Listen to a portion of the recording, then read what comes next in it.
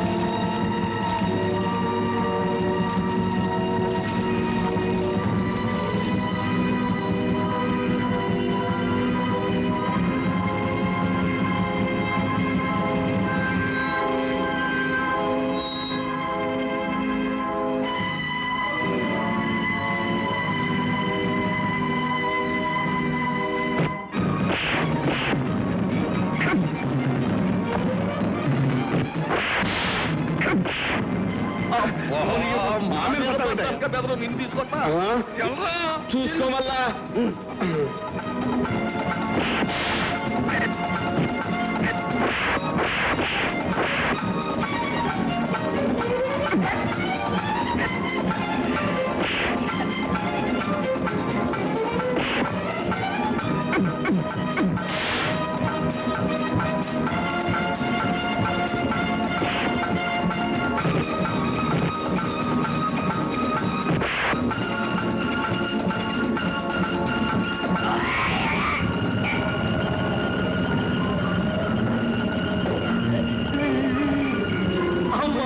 Party దెబ్బతినేసిన మౌనం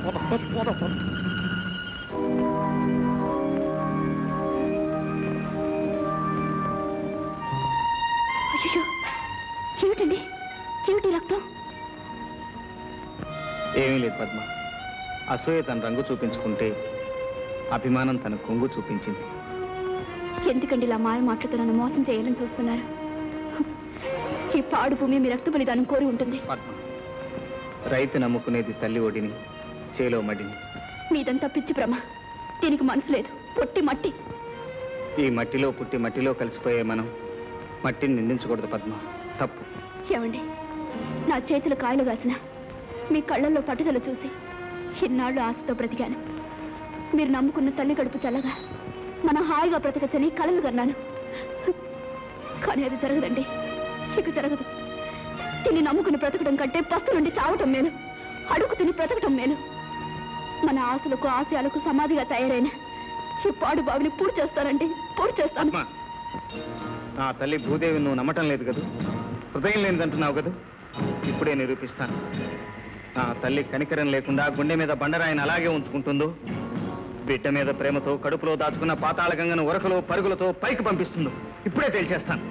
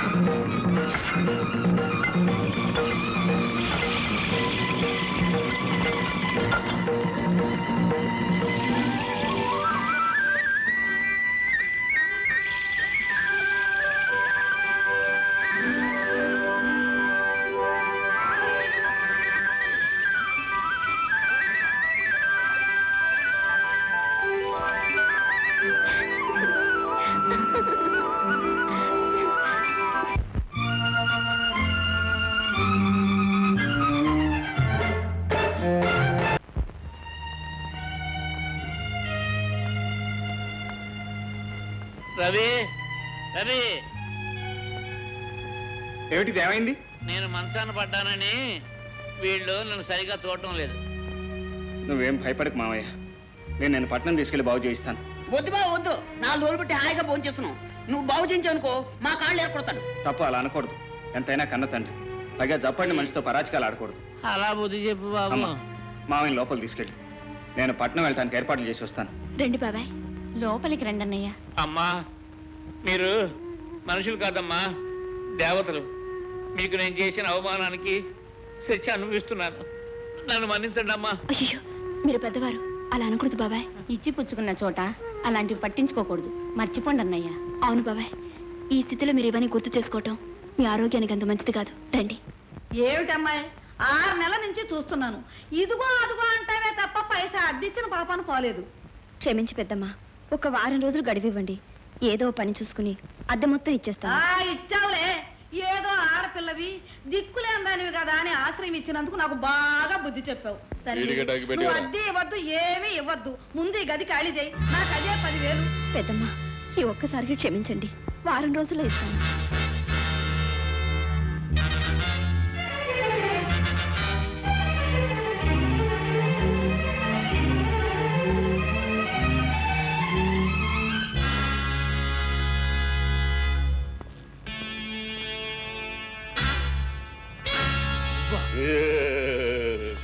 ఏమిటి దర్జాగా నా కుర్చీలో కూర్చున్నావు?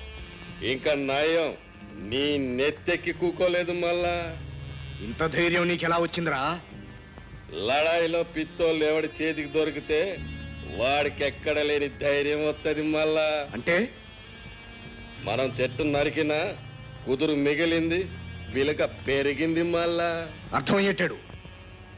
ఆ రోజు నదిలో అందరినీ తోసి చంపామనుకున్నాం, గాని రాజ్యలక్ష్మి బిడ్డ బతికి బయటపడి పెద్దదై ఇప్పుడు మన పీకల మీద వచ్చి పడింది. మళ్ళా ఎలా తెలుసుకున్నావు?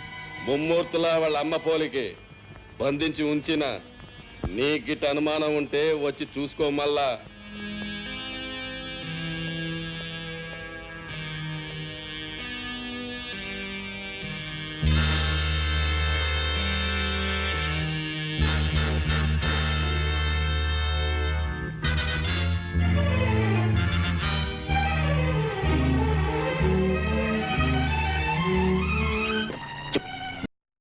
మీ అమ్మా నాన్న ఎవరు?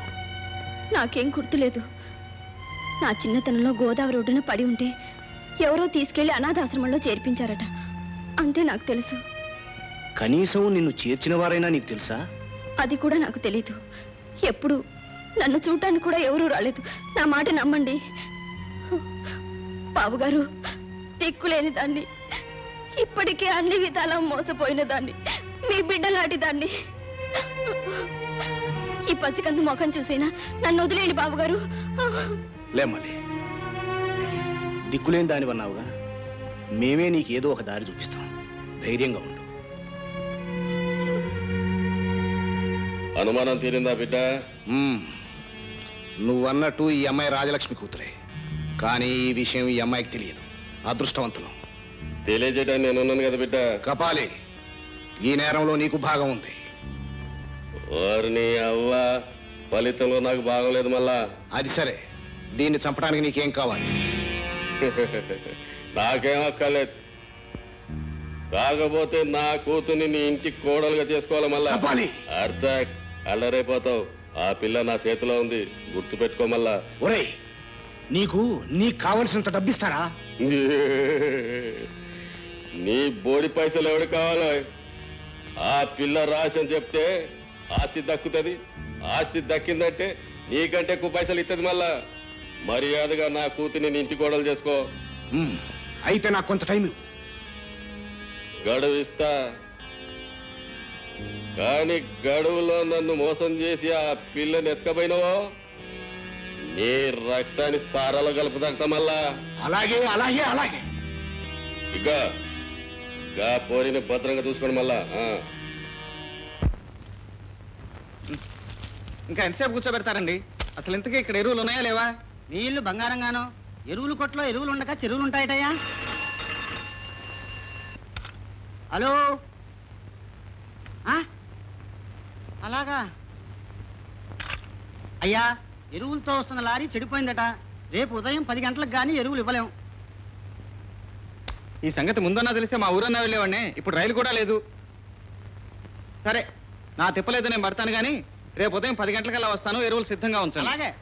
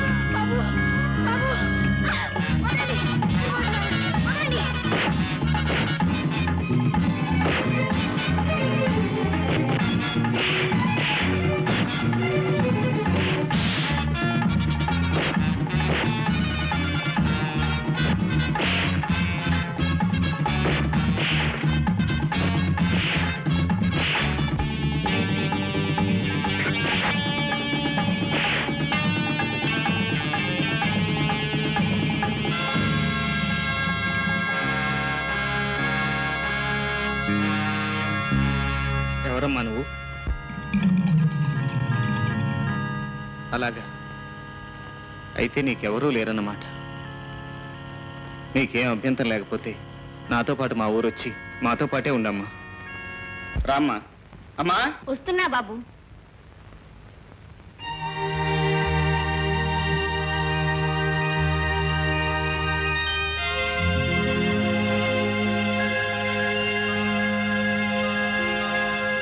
ఏమిటమ్మా అలా పొయ్యిబారిపోయావు? ఈ అమ్మాయి నీకు ఇంత క్రితమే తెలుసా? లేదు బాబు, నీకు తెలుసా? లేదమ్మా, బస్తీలో ఎవరో దుర్మార్గులు ఈ అమ్మాయిని చంపబోతుంటే కాపాడి తీసుకొచ్చాను. అలాగా, మంచి పని చేశావు బాబు. దేవుడు తలుచుకుంటే ఏ కాయను ఉచితంగా నేల రాలనివ్వడు. అయిన వారి చేతికే అందజేస్తాడు. అయిన వారి చేతికా? ఆ, అదే బాబు, ఆదుకున్న వాళ్ళే అయిన వాళ్ళు. నీ పేరేమిటమ్మా? సుశీల. ఈ బిడ్డ నా బిడ్డేనమ్మా. ఎవరత్తయ్యా? నీ ఆడబడుచు, నీ అల్లుడమ్మా. ఆడపడిచా? అదేనమ్మా, మీ ఆయనకి దేవుడిచ్చిన చెల్లెలు. అనాథం తెలిసి మనతో పాటే బతుకుతుందని తీసుకొచ్చాను పద్మ. మరి బాబు నాన్నగారు? ఏమిటి ఆ ప్రశ్న? అనాథం చెప్పానుగా. మనమంతా ఉండగా అనాథ ఎలా అవుతుంది బాబు? రామ్మ లోపలికి రా. రండి. ఏమిటి? సుశీల నేనెత్తుకొచ్చానా? నాటకాలు ఆడకు బిడ్డ. సుశీల అవసరం నీకు నాకు తప్ప మళ్ళీ ఎవరికి అవసరం లేదు. నీ మనిషి చేత నా మనుషులు కొట్టించి సుశీలను ఎత్తుకొచ్చింది కాక మళ్ళా ఏమరిగినట్లు మాట్లాడుతావు? మంచిగా సుశీల నాకు అప్పగించు, లేకపోతే నీ పీక కోసేత్తా మళ్ళా. ఒరేయ్, సుశీలను నేనే ఎత్తుకొచ్చి ఉంటే ఈ పాటికి నీ కపాలం లేకుండేవాడిని. అంటే మళ్ళా నువ్వు సుశీలను ఎత్తుకరాలేదా? మరి ఎత్తుకపోయినోడెవడు? ఎవరో అని నీళ్లు నవ్వలే కంటే మన ప్రాణాల మీదకి రాకముందే మనుషులు పెట్టి వెతికించు. ఎతికిస్తా, పట్టుకొస్తా, కాని నిన్ను మాత్రం నమ్మను బిడ్డ. నీడలా నీ ఎంటుంటా. అండలేని ఆడదానిగా ఈ సమాజంలో నువ్వెన్ని ఇబ్బందులు పడి ఇక్కడ చేరుకున్నావో ఆడదానిగా నేను ఊహించుకోగలను. కానీ నీ బిడ్డ పెరిగి పెద్దవాడే నా తండ్రి ఎక్కడా అని అడిగితే ఏం చెప్తావమ్మా? నాతో నిజం చెప్పడానికి నీకెందుకమ్మా సందేహం? ఏమని చెప్పనమ్మా? ఊరు పేరు తెలియకుండా ఎవరినో ప్రేమించిన పిచ్చిదానని చెప్పనా? గర్భిణి అని తెలియగానే ఆ దుర్మార్గుడు పారిపోతే వెతికి వెతికి వేశారని వెర్రిదానని చెప్పనా? చిన్నప్పుడే తల్లిదండ్రులను పోగొట్టుకున్న అనాథను, నా బిడ్డను కూడా నాలాగే అనాథని చేయకూడదని ఇంకా బ్రతుకుతున్నానమ్మా. నువ్వు అనాథవు కావు చెల్లెమ్మా. అన్నయ్య, ఏ రోజు నువ్వు నా కంటపడ్డావో ఆ రోజే నా చెల్లెలు అయ్యావు. దేవతలాంటి ఈ తల్లి దీవెన అందుకున్న క్షణంలోనే నువ్వు ఇంటికి ఆడపడుచు అయ్యావు. నేను మోసగించిన వాడెవరో చెప్పలేకపోయినా కనీసం నేను చంపడానికి ప్రయత్నించిన వాళ్ళెవరో చెప్పగలవా? నన్ను వాళ్ళు ఎందుకు చంపాలని ప్రయత్నించారో నాకు అర్థం కాలేదు. కానీ నన్ను బంధించిన వ్యక్తి నువ్వు కాక నీ వాళ్ళు ఇంకెవరు బ్రతికి ఉన్నారో చెప్పమని చిత్రహింసలు పెట్టాడు. ఆ వ్యక్తి ఎవరో చెప్పు, వాడిని బట్టేనా నిజం తెలుసుకుంటాను. అతనెవరో నాకు తెలియదు. మిస్టర్ సుధాకర్, కోటలో వచ్చిన స్టీల్ బ్లాక్ లో అమ్మినట్టు రిపోర్ట్ వచ్చింది. అందువల్ల నేను అరెస్ట్ చేస్తున్నాను. మోహన్, స్టీల్ నేను నమ్మలేదు. గోడౌన్స్ లో ఉండవలసిన స్టాక్ కనపడకపోతే నేనే రిపోర్ట్ చేద్దాం అనుకున్నాను. ప్రతి బ్లాక్ మార్కెట్ హీరో చెప్పే మాట ఇది. మోహన్, నువ్వు నా మాట నమ్మలేవా? బంధువుగా నమ్మగలను, కానీ పోలీస్ ఆఫీసర్గా నమ్మలేదు. నిన్ను అరెస్ట్ చేయక తప్పదు. కానిస్టేబుల్స్. ఏమిటి, మీ నాన్న మీ అన్నయ్య ఇంత ద్రోహం చేశారా? నేను బ్రతికుండగా నా తమ్ముడికి అన్యాయం జరగటానికి వీల్లేదు. పదరేఖ. బాబు ఆగు. మనల్ని కాదనుకుని వెళ్ళిన వాడు మనవాడు కాదు. వాడికి ఏ ఇబ్బంది వచ్చినా మనకు అనవసరం. అమ్మా, ఆవేశంలో తమ్ముడు మనకు దూరం అయినా అన్నీ ఆలోచించగల పెద్దవాళ్ళు మనం వాడిని దూరం చేసుకోకూడదు. తనకై తన తప్పు తెలుసుకునే వరకు మన మంచితనం చేతకాంతనంగానే కనపడుతుంది బాబు. ఇంకా ఏం తెలుసుకోవాలమ్మా? పిలిచి పిల్లనిస్తామన్న వాళ్ళు కావాలని జైల్లో పెట్టించారు. ఇది చాలు తమ్ముళ్ళలో మార్పు రావటానికి. పైగా ఆపదలో ఉన్నప్పుడు ఇలాంటి పంతాలు పట్టింపులు పనికిరావద్దయ్యా. పదరాక నేను వస్తాను. వస్తామమ్మా.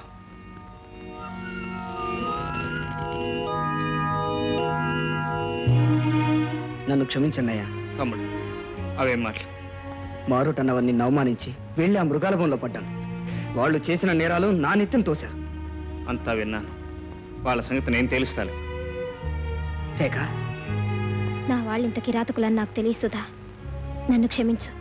సుధాకర్, నువ్వు ఈ నేరం చేయలేదని నాకు తెలిసినా నిన్న ఆ ప్రాంతం నుంచి తప్పించకపోతే ఇంకా ఎక్కువ ప్రమాదం జరగొచ్చని నిన్ను అరెస్ట్ చేశాను.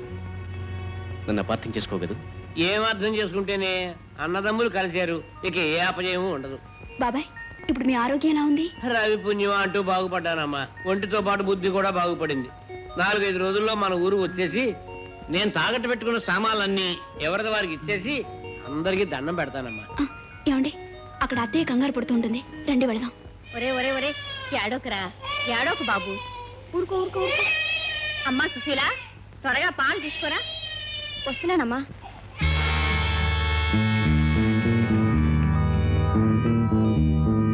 రేఖ ఎక్కడ? మీరెవరు? రేఖ తండ్రి హరిశ్చంద్రరావు గారు. ఓహో, అలాగా. రేఖ ఇక్కడ లేదు.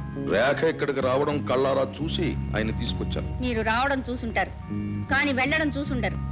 అనవసరంగా దాచడానికి ప్రయత్నించు. దాచటాలు దోచటాలు మాకు అలవాటు లేదు, అవసరం లేదు. మీరు మోసం చేసి నా బిడ్డను జైల్లో పెడితే విడిపించడానికి రవిని తీసుకువెళ్ళింది.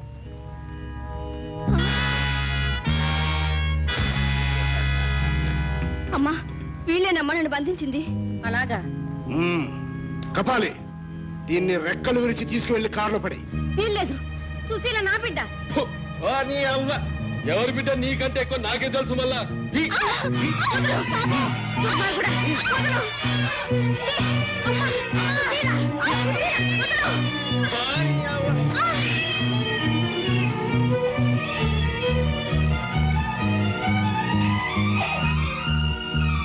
మా అమ్మాయి వచ్చి నాకు ఇక్కడే ఉండి వెంట తీసు. పోనీ.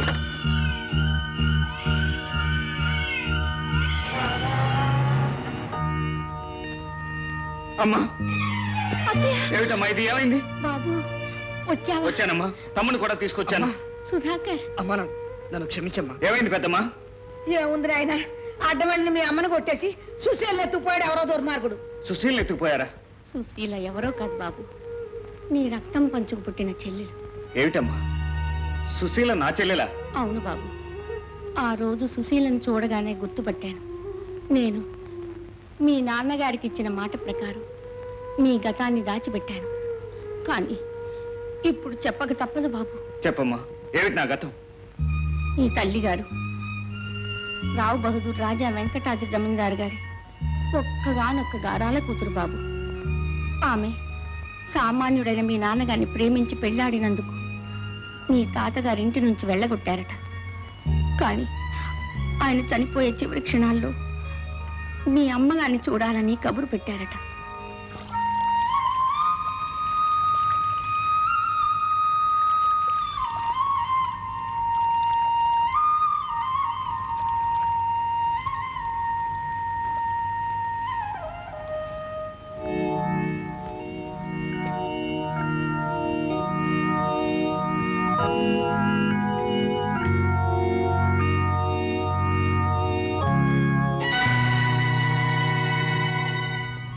నాన్న